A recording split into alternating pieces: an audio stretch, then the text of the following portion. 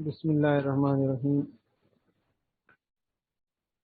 थोड़े last lecture में हमने मिक्सचर तक डिस्कस किया था कि उसमें हमने कहा था कि मिक्सचर वो होता है जिसमें दो या दो से ज़्यादा चीज़ें हमने सिंपली बस मिक्स की हों, कोई उनमें केमिकल बॉन्ड नहीं बना होगा, केमिकली नहीं बस फिजिकली मिक्स हुए हुए, और उनको हम आसानी से सेपरेट भी कर लेते हैं, उसको मिक्सर कहते हैं। अच्छा, अब इसमें दो टाइप्स थी। एक वो था जो होमोजीनियस है कि जिसमें दो चीज़ें आपने मिक्स की हैं, वो इस तरह मिक्स हुई हैं कि आप उनको अलग अलग नहीं देख सकते, ऐसे वो हर एक जगह बिल्कुल एक जैसी हर चीज़ नज़र आ रही। और हेट्रोजीनियस होता है कि जिसमें जो दो या तीन चीज़ें मिक्स की हैं तो वो एक जैसी मिक्स नहीं है, किसी जगह कोई ज़्यादा है, किसी जगह कोई चीज़ ज़्यादा है, और इस तरह यानी वो नज़र आ रहा है। अब ये जो सोल्यूशन, नेक्स्ट हमारा टॉपिक है सोल्यूशन का। जो सोल्यूशन है ये होमोजीनियस मिक्सचर से ही आगे चलता है कि a solution is a homogeneous mixture of two or more components. Homogeneous मतलब कि दो या दो से ज़्यादा चीज़ों को मिक्स किया है तो वो आपको हर जगह एक जैसी ही नज़र आती है, उसमें कोई फ़र्क नहीं हो सकता। मिसाल के तौर पर जैसे यहाँ उसने मिसाल दी है कि mixture of salt and water is solution, कि आप नमक को पानी में हल कर लें, जैसे हम लस्सी वगैरह बनाने के लिए करते हैं। तो जब आप नमक को पानी में स्कंजबीन बनाने के लिए, तो नमक जब आप पानी में हल करेंगे, उसको थोड़ी देर हिलाएंगे तो नमक गायब हो जाएगा, यानी पानी के अंदर हल हो जाएगा। अब आप नहीं बता सकते कि कहाँ पे पानी और कहाँ पे नमक है, फर्क नहीं कर सकते, कि सब एक जैसा नजर आ रहा होता है। इसी तरह चीनी को पानी में हल कर लें तो पूरा जो आपका सोल्यूशन है वो एक जैसा नजर आएगा, उसमें आप फर्क नहीं कर सकते। तो इसका हमको बोलते हैं, इसको बोलते हैं होमोजीनियस मिक्सचर, जिसको हम यहाँ पे सोल्यूशन का नाम दे रहे हैं। अच्छा, इसमें दो चीजें हैं। एक तो ये कि जो क्वांटिटी आपने थोड़ी अमाउंट में ली हुई होती है, जो चीज आपने थोड़ी अमाउंट में ली हुई है उसको सैल्यूट कहते हैं, जो आपने ज्यादा अमाउंट में ली हुई है उसको सॉल्वेंट कहते हैं। जैसे यहाँ थोड़ा सा नमक आपने पानी में हल किया है, तो ये जो थोड़ा सा नमक आपने हल किया है ना, तो नमक चूंकि थोड़ा है इसलिए इसको सैल्यूट कहेंगे, और जो पानी चूंकि ज्यादा है जिसके अंदर हल किया गया तो पानी को हम फिर सॉल्वेंट का नाम देते हैं। इसको आप ऐसे भी याद रख सकते हैं, ये जो सैल्यूट का वर्ड है ना, इसमें 6 लेटर आ रहे हैं ना, 1 2 3 4 5 6 अल्फाबेट आ रहे हैं। और ये जो आपका सॉल्वेंट का वर्ड है, इसमें 2 2 4 2 6 और 1 7 अल्फाबेट आ रहे हैं। तो जो ज्यादा वाला है वो ज्यादा को शो कर रहा है, जो थोड़े वाला है वो थोड़े को शो कर रहा है। इस तरह आप याद रख सकते हैं। तो एमसीक्यू वगैरह के हवाले से ये पॉइंट आपने याद रखना है कि जो थोड़ी अमाउंट में हो वो सैल्यूट है, जो ज्यादा अमाउंट में हो वो सॉल्वेंट होता है। जैसे यहाँ पानी को नमक को पानी में आपने हल किया तो नमक जो साल्ट है वो सल्यूट है, और जो वाटर है यहाँ पे वो सॉल्वेंट है। अच्छा, इसकी मुख्तलिफ टाइप्स हैं। एक तो एक्वस सोल्यूशन, एक्वस का वर्ड पानी से निकला ना, पानी इससे मतलब होता है। तो एक्वस सोल्यूशन हम उसे कहते हैं जिसमें आपका जो सॉल्वेंट है ना, यानी जो ज्यादा अमाउंट में है चीज है वो पानी है, और उसके अंदर आपने कोई और चीज थोड़ी सी अमाउंट में हल की हुई है। तो ऐसा सोल्यूशन जिसमें वाटर आपका सॉल्वेंट हो उसको एक्वस सोल्यूशन का नाम देते हैं। जैसे साल्ट को पानी में हल किया तो ये एक्वस सोल्यूशन हो गया। ठीक हो गया। एक और बात है कि water is called universal solvent, water को यूनिवर्सल सॉल्वेंट का नाम भी देते हैं क्योंकि अक्सर चीजें या ज्यादातर चीजें जो कंपाउंड्स हैं वो इसके अंदर हल हो जाते हैं, कुछ को छोड़ के। जैसे ऑयल, तेल पानी में हल नहीं होता, पेट्रोल नहीं होता, बाकी ज्यादातर जो चीजें हैं वो हल हो जाती हैं। डाइल्यूट सोल्यूशन, एक्वस का हो गया जो जिसमें पानी जो है वो सॉल्वेंट हो वो एक्वस सोल्यूशन है। अच्छा, अगर डाइल्यूट सोल्यूशन अब क्या होता है कि जो सॉल्वेंट है वो बहुत ज्यादा हो और सैल्यूट की अमाउंट जो है वो बहुत ज्यादा कम हो। मतलब एक जग आपके पास पानी है और उसमें एक चुटकी आप नमक डाल देते हैं, तो ये जो सोल्यूशन होगा इसमें अब जो सैल्यूट है वो बहुत थोड़ा है, लेकिन जो आपका सॉल्वेंट है पानी है वो एक पूरा जग है, बहुत ज्यादा है। तो ऐसे सोल्यूशन को फिर हम डाइल्यूट सोल्यूशन कहते हैं, पतला सोल्यूशन। डाइल्यूट का मतलब पतला सोल्यूशन। पतला मतलब कि सैल्यूट थोड़ा है और सॉल्वेंट की अमाउंट बहुत ज्यादा है। अच्छा, इसका अपोजिट है कंसंट्रेटेड सोल्यूशन, यानी गाढ़ा सोल्यूशन। गाढ़ा जैसे आप कहते हैं कि इसमें आप सैल्यूट की अमाउंट जो है वो बहुत ज्यादा हाई होती है, उसको कंसंट्रेटेड सोल्यूशन का नाम देते हैं। जैसे यहाँ था कि 100 ml इसने पानी लेके उसमें 1 ग्राम नमक हल किया। अब यहाँ वो कह रहा है 100 ml पानी के अंदर मैंने 50 ग्राम नमक हल कर लिया या 100 ग्राम नमक हल कर लिया। तो यानी जितना सल्यूट की अमाउंट मैक्सिमम ज्यादा होती जाएगी उतना वो सोल्यूशन कंसंट्रेटेड होता जाएगा। तो कंसंट्रेटेड सोल्यूशन जो है ना उसकी ये डेफिनेशन बन जाती है कि जिसमें सल्यूट की जो क्वांटिटी है वो काफी हाई है, ज्यादा है। अच्छा, इसमें ये नहीं हम कह सकते कि जो सॉल्वेंट है उससे ज्यादा। सॉल्वेंट तो आपने अभी बात की कि सॉल्वेंट वो है जो ज्यादा अमाउंट में होता है, तो सॉल्वेंट तो हमेशा ज्यादा ही होना है, सल्यूट हमेशा थोड़ा ही होना है। लेकिन फर्क इतना है कि जब सल्यूट बहुत ज्यादा कम है सॉल्वेंट के मुकाबले में तो वो डाइल्यूट है। लेकिन अगर सल्यूट आपने काफी ज्यादा कर दी है सॉल्वेंट से तो वो कम ही है लेकिन काफी ज्यादा है डाइल्यूट के मुकाबले में, तो फिर उसको हम कंसंट्रेटेड सोल्यूशन का नाम देते हैं। सैचुरेटेड सोल्यूशन क्या है कि a solution in which solvent can not dissolve any more solute at a particular temperature is called a saturated solution. Saturated solution मतलब वो सोल्यूशन जिसमें आपका जो सॉल्वेंट है उसमें मजीद और सल्यूट हल ना हो सके। मतलब जैसे आप पानी लें, उसके अंदर आप चीनी डालते हैं, हल करते हैं, थोड़ी सी चीनी ली, आपने हिलाया, वो हल होगी। फिर थोड़ी सी और डाली, फिर हल किया, वो भी हल होगी।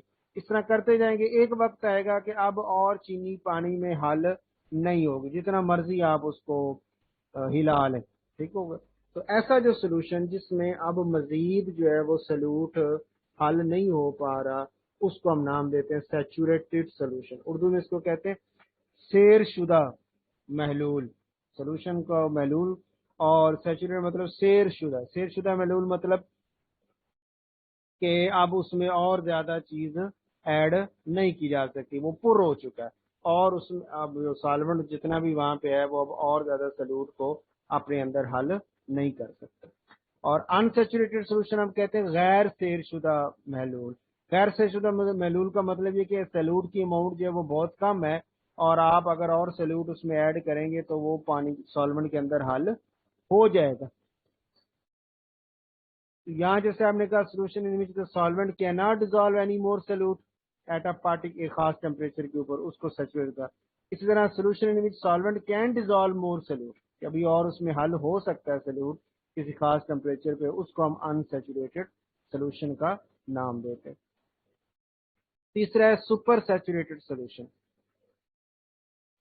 सुपर सैचुरेटेड सोल्यूशन का हम कहते हैं ये सेरशुदा महलूल था, इसको इंतहाई सेरशुदा महलूल उर्दू में क्या है, और इंग्लिश में सुपर सैचुरेटेड सोल्यूशन हो गया। सुपर सैचुरेटेड क्या है कि जैसे ये वाली शक्ल थी कि जब आप एक चीनी को पानी में हाथ डालते जा रहे हैं, शेक करते हल होगी होगी होगी, एक वक्त आया अब और हल नहीं हो रही, जितनी मर्जी आप उसको पानी को हिला लें वो हल नहीं होती, ठीक है, ऊपर नीचे बैठे हुए। लेकिन अगर आप उसको थोड़ा सा गर्म करें, थोड़ा सा उसको गर्म करें, तो हीट जब करेंगे, गर्म करेंगे, तो वो जो थोड़ा सा नीचे बैठा हुआ सल्यूट है वो भी हल हो जाएगा। थोड़ी सी चीनी या थोड़ा सा नमक जो नीचे बैठा हुआ है जो पहले हल नहीं हो रहा था वो हल हो जाएगा। तो ऐसा जो सोल्यूशन जो गर्म करने के बाद आपको मिलता है उसको सुपर सैचुरेटेड सोल्यूशन कहते हैं। Solution in which solvent has dissolve more solute, solvent ने थोड़ा और सल्यूट डिजॉल्व किया है लेकिन एट अ हाई टेम्परेचर, यानी हाई टेम्परेचर पे किया है, गर्म करने के बाद किया है, उसको हम नाम देते हैं सुपर सैचुरेटेड सोल्यूशन, इंतहाई सेरशुदा महलूल। उसके बाद हमारे पास है सस्पेंशन। सस्पेंशन कहते हैं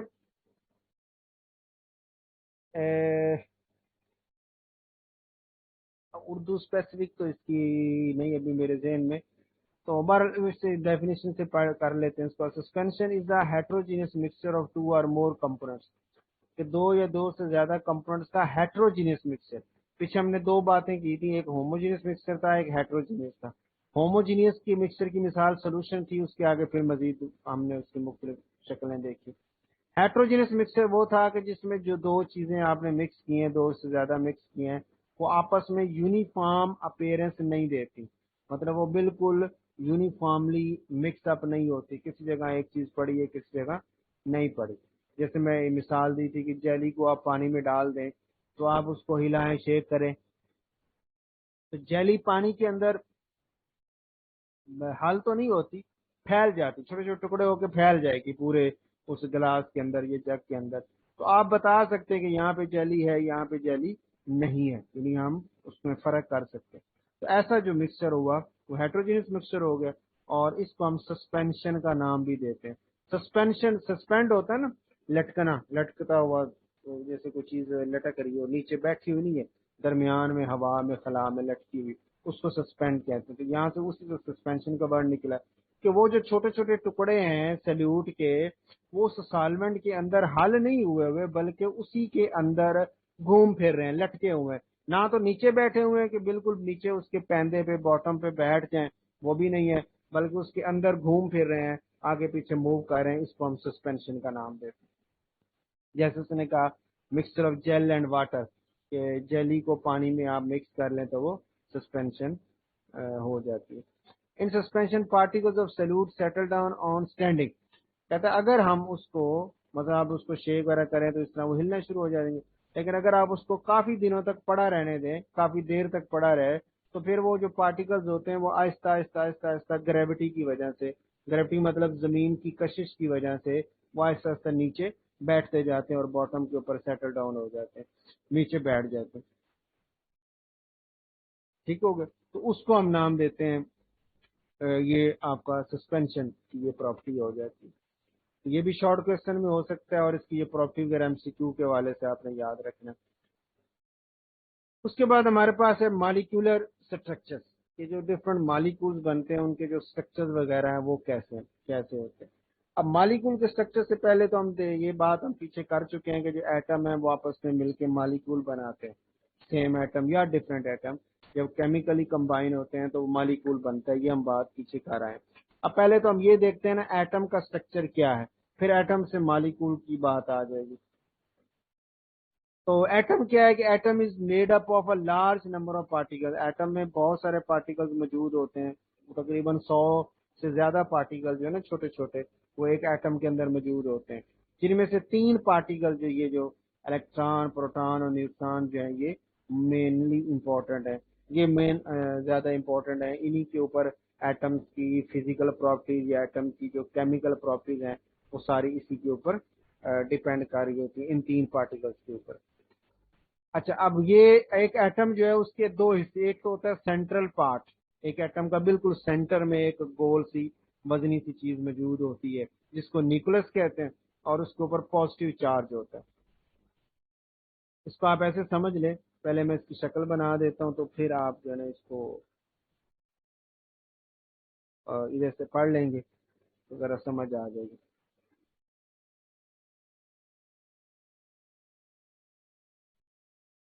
जैसे ये देखिए हमारे पास ये सपोज करें ये न्यूक्लियस है,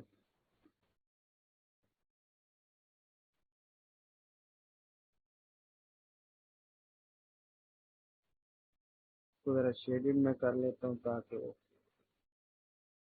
ये न्यूक्लियस है, और इसके गिर्द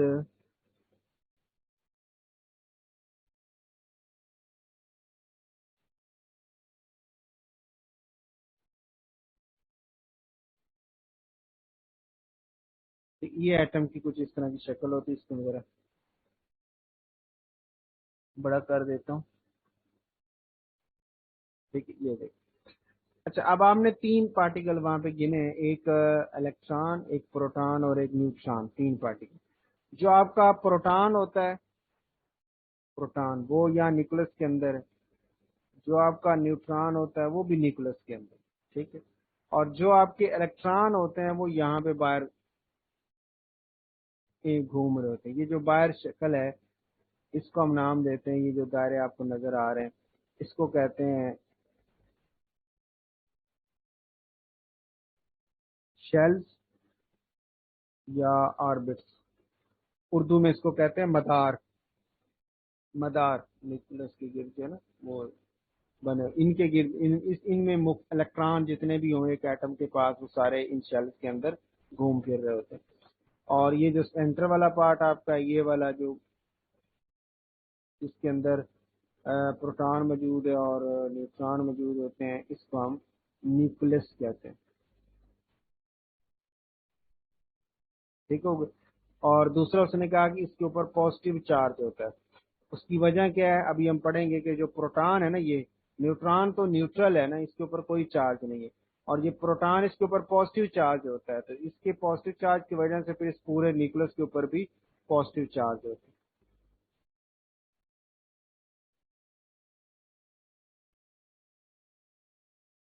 ठीक हो गया।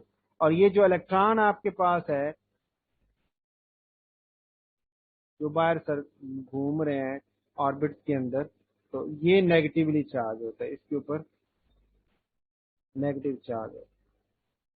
ठीक हो गया। तो ये नेगेटिवली चार्ज हो गया और ये नीचे वाला, ये वाला पॉजिटिव। तो ओवरऑल एक एटम जो है वो न्यूट्रल है। ओवरऑल इस पूरे के ऊपर चार्ज अगर आपसे पूछें तो आप कहेंगे कोई नहीं है, न्यूट्रल है इस पर, क्योंकि जितने इस पे पॉजिटिव चार्ज है उतना इसके ऊपर नेगेटिव चार्ज है। तो जब प्लस माइनस बराबर हो गए तो रिजल्ट जो है वो क्या हुआ कि दोनों बराबर एक दूसरे को कैंसिल कर देते हैं, एक दूसरे का असर, और हमें जो है वो ओवरऑल जो एटम जो है वो न्यूट्रल ही होता है। तो एक इलेक्ट्रॉन था जी, एक प्रोटॉन, एक न्यूट्रॉन। इलेक्ट्रॉन उसने कहा जी कि रिवॉल्व अराउंड द न्यूक्लियस, ये न्यूक्लियस के बाहर घूमते हैं। और प्रोटॉन हमने बात की कि वो न्यूक्लियस के अंदर होता है, न्यूट्रॉन भी न्यूक्लियस के अंदर होता है। इलेक्ट्रॉन के ऊपर नेगेटिव चार्ज होता है, ठीक है। प्रोटॉन के ऊपर पॉजिटिव चार्ज होता है, जो कि इलेक्ट्रॉन के चार्ज के बराबर ही होता है, दोनों का चार्ज बराबर है, बस सिर्फ ये फर्क है कि ये माइनस है और वो पॉजिटिव है। और न्यूट्रॉन जो है वो उसके ऊपर कोई चार्ज नहीं होता और वो न्यूट्रल है। इलेक्ट्रॉन जो है इसकी मास बहुत ज्यादा छोटी होती है, बहुत ज्यादा हल्का पार्टिकल होता है। प्रोटॉन की मास उससे तकरीबन 1837 टाइम जो है वो इलेक्ट्रॉन से प्रोटॉन की मास जो है वो ज्यादा होती है, जितने गुना ज्यादा होती है। और न्यूट्रॉन की 1840 टाइम ज्यादा होती है इलेक्ट्रॉन से। लेकिन जो है वो प्रोटॉन और न्यूट्रॉन दोनों की मास जो है ना वो तकरीबन बराबर ही है, देखिए ना, इलेक्ट्रॉन से ये 1837 है और वो 1840, तो 1837 और 40 में इतना फर्क तो नहीं है। ठीक हो, तो इन दोनों की मासेस जो है वो तकरीबन आपस में राउंड अबाउट होती है, बराबर ही होती है। ठीक हो गया। अब यही बात हमने यहाँ पे की है कि प्रोटॉन पॉजिटिव चार्ज वाला, न्यूट्रॉन न्यूट्रल, ये दोनों न्यूक्लियस के अंदर है। इलेक्ट्रॉन नेगेटिव चार्ज वाला जो बाहर ऑर्बिट्स के अंदर है, और इसका प्रोटॉन का चार्ज इलेक्ट्रॉन का चार्ज बराबर है अमाउंट में, लेकिन साइन में फर्क है कि ये पॉजिटिव है और वो नेगेटिव है। ठीक हो गया। और मास देखें तो इलेक्ट्रॉन की मास सबसे कम, प्रोटॉन उससे 1837 टाइम ज्यादा और न्यूट्रॉन 1840 टाइम ज्यादा वजनी है। लेकिन ये इन दोनों की आपस में मास जो है वो तकरीबन बराबर ही होती है।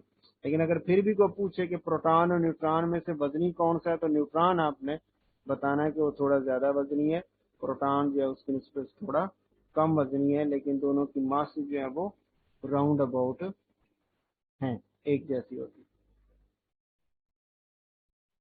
उसके बाद है एटॉमिक नंबर। अब ये तो बात होगी ना एक जनरल स्ट्रक्चर, हर एटम में ये जो भी हमने बातें की, ये हर एटम में, हर एटम में इलेक्ट्रॉन प्रोटॉन न्यूट्रॉन पाए जा रहे हैं, न्यूक्लियस भी है, ये सारी बात। अब एक एटम दूसरे एटम से मुख्तलिफ होता है, तो उसमें क्या फर्क पड़ता है कि एक एटम और है, दूसरे एटम जो है वो एलिमेंट का एटम वो उससे डिफरेंट होता है।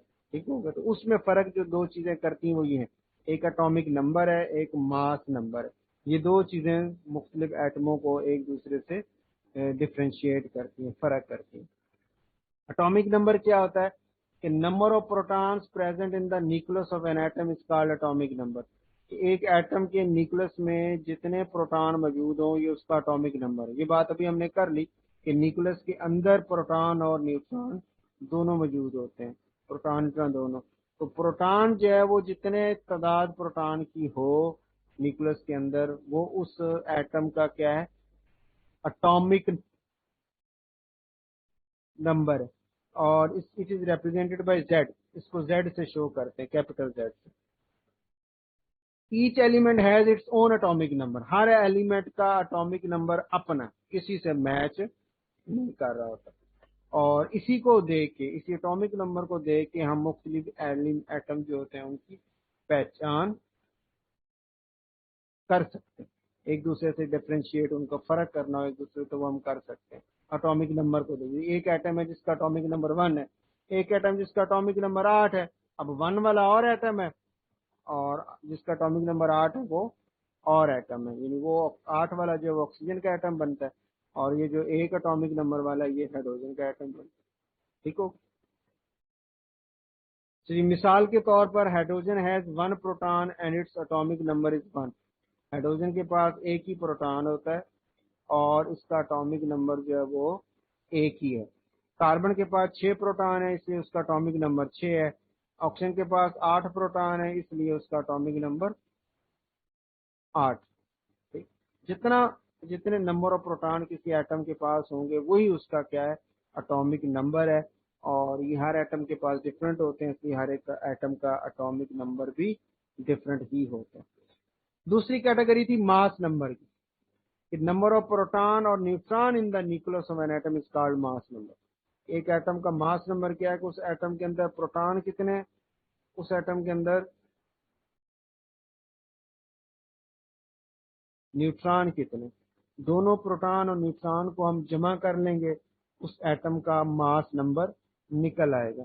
इसको ए से शो करते हैं। मिसाल के तौर पर हाइड्रोजन का एक ही प्रोटॉन है और इसका मास नंबर भी एक ही है। इसका मतलब ये है कि इसके पास न्यूट्रॉन कोई नहीं है। हाइड्रोजन का जो एटम है उसके पास न्यूट्रॉन कोई नहीं है, सिर्फ एक प्रोटॉन ही है। इस वजह से इसका एटॉमिक नंबर या मास नंबर एक ही है। कार्बन है 6 प्रोटॉन, कार्बन के 6 प्रोटॉन है और 6 ही न्यूट्रॉन है, तो दोनों को जमा करें तो 12 हो जाएंगे। तो इस वजह से हम कहते हैं कि इसका जो मास नंबर है वो 12। ऑक्सीजन के पास 8 प्रोटॉन है और 8 ही न्यूट्रॉन है, तो दोनों को जमा करेंगे तो 16 हो जाएगा। तो हम कहेंगे कि मास नंबर जो इस एलिमेंट का वो 16। ठीक हो। तीसरी बात, general representation of an element. एक एलिमेंट को जनरली हमने शो करना हो तो कैसे करते हैं, सिंबल वगैरह, जैसे ये एक्स को जनरल सिंबल लिखा है, तो उस एलिमेंट का जो एटॉमिक नंबर होता है, जैसे यहाँ जेड लिखा है, उसको नीचे लिखते हैं, और जो उसका मास नंबर होता है उसको ऊपर लग। इस अंदाज से भी लिखा जा सकता है कि एटॉमिक नंबर लेफ्ट साइड पे नीचे है और एटॉमिक मास राइट साइड पे ऊपर है, या दोनों लेफ्ट साइड पे हैं लेकिन नीचे एटॉमिक नंबर है और ऊपर उसके एटॉमिक मास है। ये तरीका भी, दोनों में से किसी तरीके से भी लिखा जाए। अच्छा, अब जो Z है वो किसको शो कर रहा है, एटॉमिक नंबर को। पीछे हमने बात की वो किसके बराबर है, नंबर ऑफ प्रोटॉन के। ठीक हो। फिर हमने कहा A जो है वो मास नंबर है, वो किसके बराबर है, number of proton plus number of neutron. दोनों को प्लस कर लें तो मास नंबर बनता है। अच्छा, अगर यहीं से मैंने मास नंबर निकालना हो तो आप यही कहेंगे ना कि number of proton plus number of neutron है। तो नंबर ऑफ प्रोटॉन को तो एटॉमिक नंबर भी कहते हैं, तो इसलिए यहाँ हम एटॉमिक नंबर भी लिख सकते, नंबर ऑफ प्रोटॉन की जगह एटॉमिक नंबर लिख दिया। तो फार्मूला बन गया mass number is equal to atomic number plus number of neutron. ठीक है, atomic number plus number of neutron, ऊपर वाले फार्मूले से इसी को ये सिंबल की शक्ल में दे दिया, मास नंबर को ए से शो किए और ये जो एटॉमिक नंबर उसको जेड से और नंबर ऑफ न्यूट्रॉन को एन से, ये हमारे पास फार्मूला बन जाता है। ये फार्मूला आपने याद रखना एमसीक्यू के हवाले से कि आपको एटॉमिक नंबर बता दें या मास नंबर बता दें, और इन तीन क्वांटिटी में से कोई सी दो चीजें बता दें और तीसरे के बारे में पूछ लें। एटॉमिक मास बता दें, एटॉमिक नंबर बता दें और एन क्या बताओ। ठीक है, नंबर ऑफ न्यूट्रॉन बता दें या नंबर ऑफ न्यूट्रॉन बता दें, एटॉमिक नंबर बता दें, आपसे एटॉमिक मास का पूछ लें। ठीक है, वो डाटे को दे के आप इस पे ये फार्मूला अप्लाई कर सकते हैं। उसके बाद है distribution of electrons in shell. तो ये बात तो हो गई कि एटम इलेक्ट्रॉन होते हैं, प्रोटॉन होते हैं, न्यूट्रॉन होते हैं। ये बात भी होगी इलेक्ट्रॉन कहाँ पे है, प्रोटॉन और न्यूट्रॉन कहाँ पे है। फिर एक एटम जो होता है उसके लिए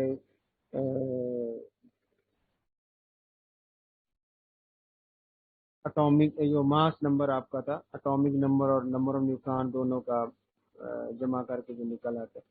अच्छा, अब बात ये थी कि प्रोटॉन न्यूट्रॉन की जगह तो हमें पता चल गई कि न्यूक्लियस के अंदर है, इलेक्ट्रॉन जो है न्यूक्लियस के बाहर है। अब अगला पॉइंट ये था कि वो जो बाहर शेल हमने अभी देखे हैं, इनके अंदर इलेक्ट्रॉन तो मौजूद हैं, तो क्या कोई रूल है जिसके तहत मौजूद है, या जहाँ जिसका दिल किया जैसे मर्जी, इधर 5 है, इधर 2 है, इधर 1 है, इधर 6 है, इधर 3 है, इधर 5 है, कोई रूल है या कोई तरीकेकार या कोई इस तरह है कि बस जैसे मर्जी खड़े हो जाए, कोई मसला नहीं? तो उसमें कहता है कि नहीं, ऐसे नहीं है, इनमें भी डिस्ट्रीब्यूशन है। वो जो इलेक्ट्रॉन शेल्स के अंदर होंगे वो भी ऐसे नहीं है वो एक खास तरीके से तकसीम हुए हुए, डिस्ट्रीब्यूट हुए हुए।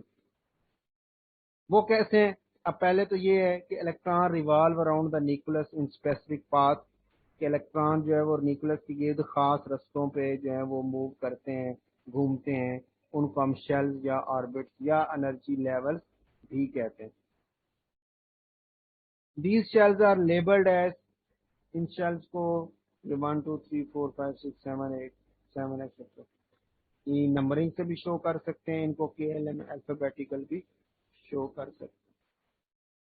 जो नंबर ऑफ शेल को, यानी जो पहला शेल है, फिर दूसरा, जैसे यहाँ पे ये पहला शेल है, ये दूसरा है, ये तीसरा है, इसको 1 2 3 भी कह सकते हैं, इसको KLM एंड सो ऑन ये भी कह सकते हैं।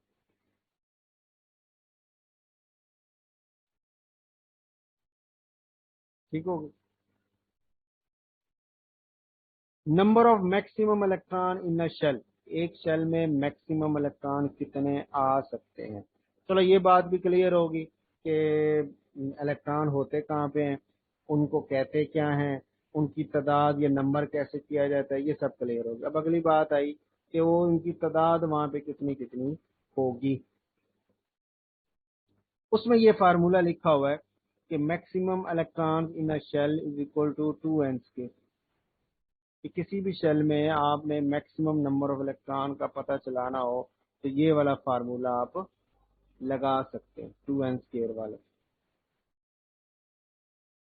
एन से क्या मुराद है, नंबर ऑफ शेल, मतलब अगर पहला शेल, जैसे यहाँ लिखा है पहला शेल, ये जिसको के भी बोलते हैं, ठीक है, अगर आप एन की जगह 1 लिख दें तो 1 का स्क्वायर, मैथ में आपको पता है 1 का स्क्वायर 1 ही होता है, 2 से मल्टीप्लाई करेंगे तो 2 ही आंसर आ जाए। ठीक हो, फिर 2n² दूसरे शेल पे लगाएंगे तो एन की जगह 2 आएगा, तो 2 का स्क्वायर 4 हो गया, और 4 इंटू 2 8 हो गया। ठीक है, इसी तरह तीसरे शेल पे अप्लाई करेंगे जो एम होता है, तो 3 एन की जगह रखेंगे तो 3 का स्क्वायर 9, और 9 इंटू 2 18। तो हमारे पास जो तीसरा शेल है उसमें मैक्सिमम जो इलेक्ट्रॉन है वो 18 आ सकते हैं। ये वर्ड यहाँ याद रखना, मैक्सिमम का। इससे कम हो सकते हैं, किसी भी शेल में इलेक्ट्रॉन जो उनकी मैक्सिमम नंबर है उससे कम हो सकते हैं, लेकिन उससे ज्यादा कभी भी नहीं हो सकते। इसलिए वर्ड लिखा maximum electron in a shell.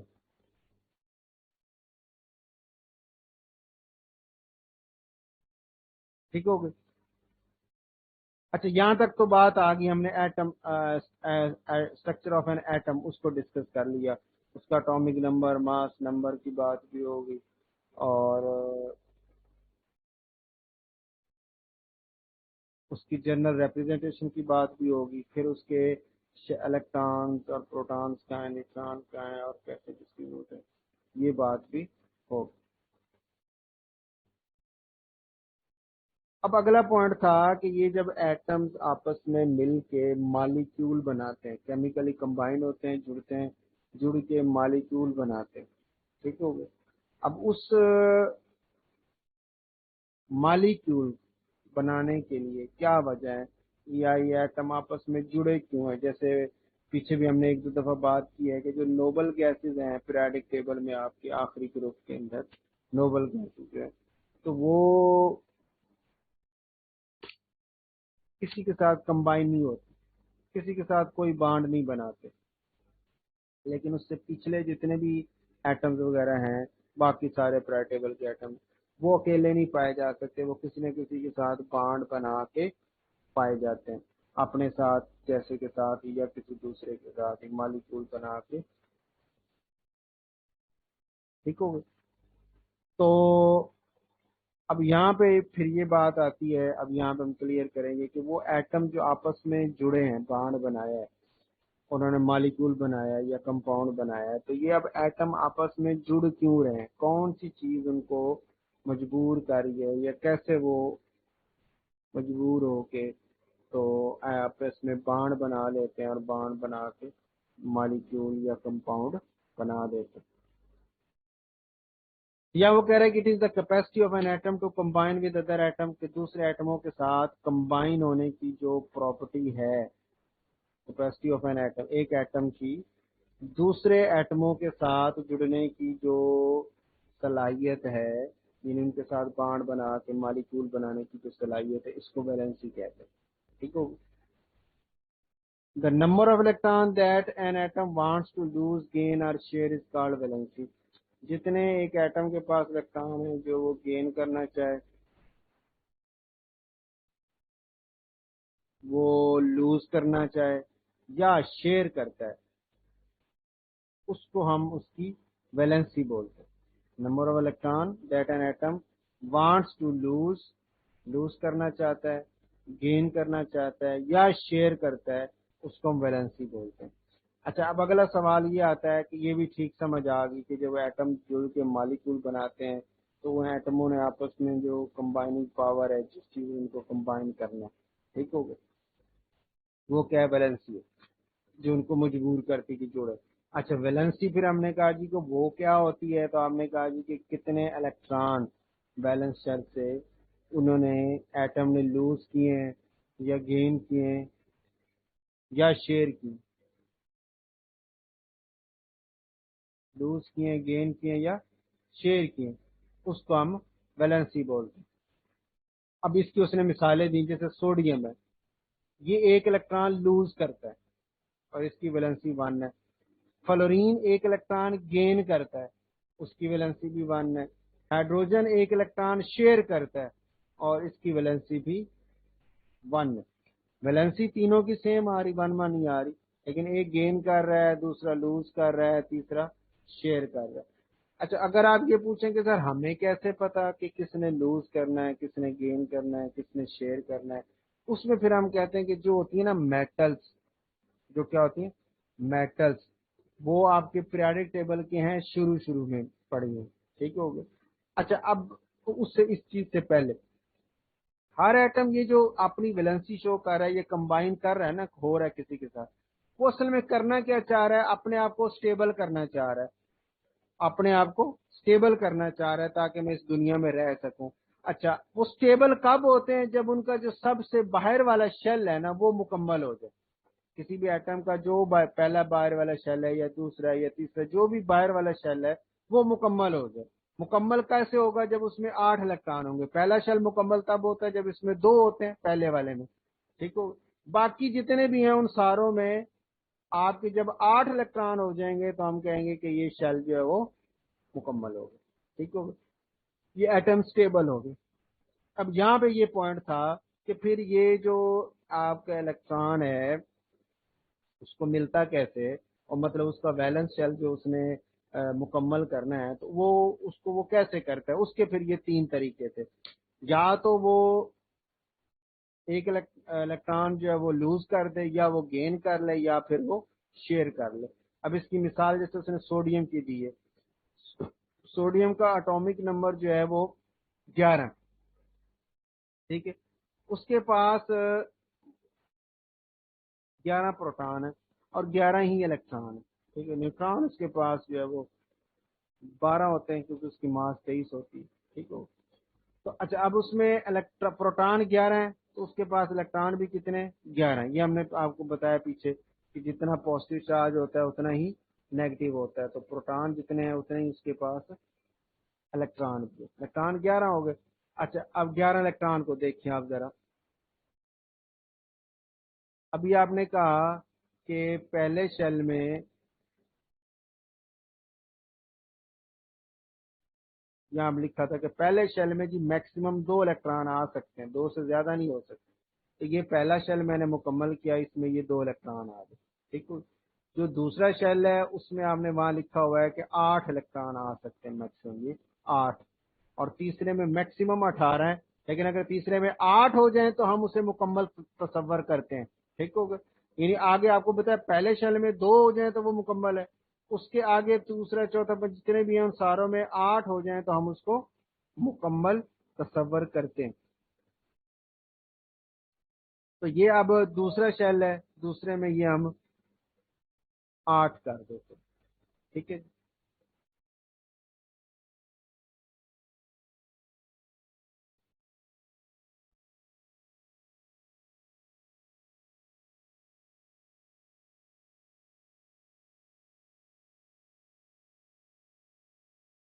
ये 8 हो गए दूसरे। ठीक है। अब सोडियम के कितने इलेक्ट्रॉन थे जी? एटॉमिक नंबर 11 था ना, 11 ही इलेक्ट्रॉन थे। तो अब वो 2 ये हो गए और 8 ये 10 और एक और, तो ये 11 हो गए। ये तीसरे शेल में 11। ठीक है। अब ये चाहता है मेरे बाहर वाला शेल मुकम्मल हो जाए। तो अब बाहर वाला शेल आपने कहा मुकम्मल होता है जब उसमें 8 इलेक्ट्रॉन आते हैं। यहाँ इसके बाहर वाले शेल में एक है, तो इसका मतलब इसको 7 इलेक्ट्रॉन और कहीं से लेने पड़ेंगे तो 8 पूरे होंगे। ठीक हो गया। एक तरीका ये था गेन वाला। दूसरा क्या था कि एक जो इसके पास है ये छोड़ दे, लूज कर दे, किसी और को दे दे। तो ये जब लूज कर देगा तो ये वाला शेल आपका खत्म हो जाएगा। अब इसका बाहर वाला शेल ये बन जाएगा जिसमें 8 इलेक्ट्रॉन है और वो मुकम्मल है। ठीक हो गया। तो इस वजह से सोडियम जो है, जो मेटल है, वो क्या करती हैं, इलेक्ट्रॉन लूज करती हैं, क्योंकि उनके जो वैलेंस शेल में एक या दो इलेक्ट्रॉन, वैलेंस शेल समझते हैं, जो सबसे ये बाहर वाला शेल जो था वो वैलेंस शेल था, उनके वैलेंस शेल में एक या दो इलेक्ट्रॉन या तीन होते हैं, तो वो एक दो तीन को लूज कर देते हैं और पीछे उनके 8 बच जाते हैं। और जो नॉन मेटल है जैसे ये फ्लोरीन है, क्लोरीन है, ये क्या करती हैं, ये गेन करती हैं। गेन क्यों करती हैं कि इनके गेन करने से इनका शेल जो है वो मुकम्मल हो जाता है। जैसे मैं मिसाल देता हूँ, क्लोरीन की मिसाल ले लें। क्लोरीन का एटॉमिक नंबर है 17। ठीक हो गए। अच्छा, 17 एटॉमिक नंबर का मतलब ये है कि उसके न्यूक्लियस में 17 प्रोटॉन है, तो इलेक्ट्रॉन भी 17 हो गए। ठीक हो गए। अब 17 इलेक्ट्रॉन का मतलब 2 ये और 8 ये 10, तो 2 12 13 14 15 16 और ये 7। ठीक है। अब पहले शेल में 2 थे, दूसरे शेल में 8, कितने हो गए, 10, और तीसरे शेल में कितने आ गए, 7, तो टोटल 17 हो गए। अब इसने मुकम्मल करने 8, तो इसका अब एक तरीका ये था कि ये सातों के सातों इलेक्ट्रॉन छोड़ दे, तो पीछे 8 बच जाएंगे अंदर वाले शेल के। या 7 है, इसको एक और चाहिए, एक किसी से ले ले और इसके 8 पूरे हो जाएंगे। ठीक हो गया। तो ये फिर क्या करता है, इसको आसान लगता है कि एक इलेक्ट्रॉन किसी से ले ले, जब लेगा यहाँ पे एक इलेक्ट्रॉन और आ जाएगा तो इसके 8 जो है वो पूरे हो जाएंगे। इसलिए हमने कहा कि जो फ्लोरीन या क्लोरीन नॉन मेटल हैं वो इलेक्ट्रॉन गेन करती हैं ताकि उनका बैलेंस शेल मुकम्मल हो जाए। ठीक हो गए। और लास्ट में जो हाइड्रो, कुछ नॉन मेटल ऐसी हैं जो लूज या गेन करने की उनको जरूरत नहीं पड़ती, या लूज वाला काम जो है ना, ये भी आपने याद रखना है। जैसे ये कलोरीन का मैंने ड्रा किया कि आपने कहा एक गेन कर लेता है, गेन तभी करेगा ना जो इसके सामने कोई लूज करने वाला आएगा। तो अगर कोई लूज करने वाला आता ही नहीं है तो ये गेन तो नहीं कर सकता। ठीक हो। तो कोई लूज करने वाला होगा तो ये गेन करेगा, अगर लूज करने वाला नहीं है तो फिर ये क्या करेगा, फिर ये शेयरिंग कर लेगी। अगर लूज करने वाला ना मिला इसको जिससे ये गेन कर ले और अपने बैलेंस को पूरा कर ले, तो फिर ये क्या करेगा, ये किसी दूसरे के साथ शेयरिंग कर लेगा। यानी एक ये क्लोरीन है जिसके बैलेंस शेल में 7 है, तो इसी तरह की एक और क्लोरीन होगी जिसके बैलेंस शेल में 7 होंगे, तो एक इलेक्ट्रॉन ये उसको शेयर कर देगा, उसके 8 पूरे हो जाएंगे, और एक इलेक्ट्रॉन ये उससे शेयर अपने साथ कर लेगा और इसके भी 8, 7 अपने और एक उसका शेयर किया हुआ, तो 8 पूरे हो जाएंगे। ठीक हो। इसको हम ऐसे शो कर लेते हैं।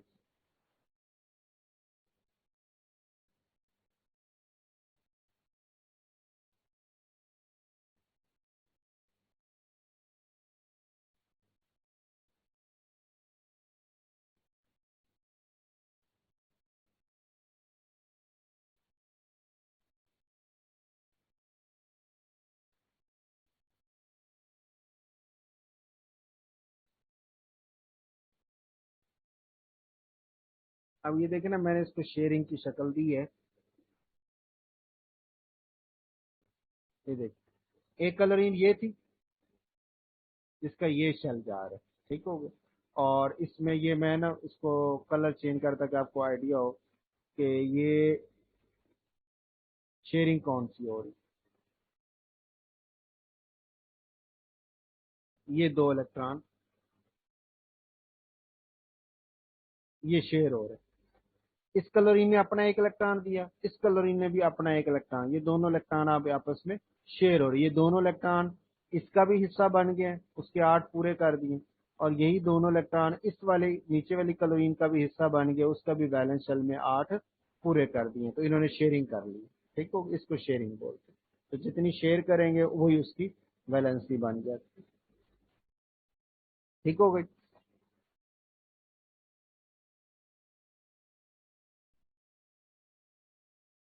उसके बाद है इसमें फर्स्ट में का वैलेंसी तक रखते हैं। बाकी नेक्स्ट लेक्चर में ना इसको मैं आयन वगैरह और उसमें वो कर लेंगे, ठीक हो गया। चलिए आए भी इतने ही काफी।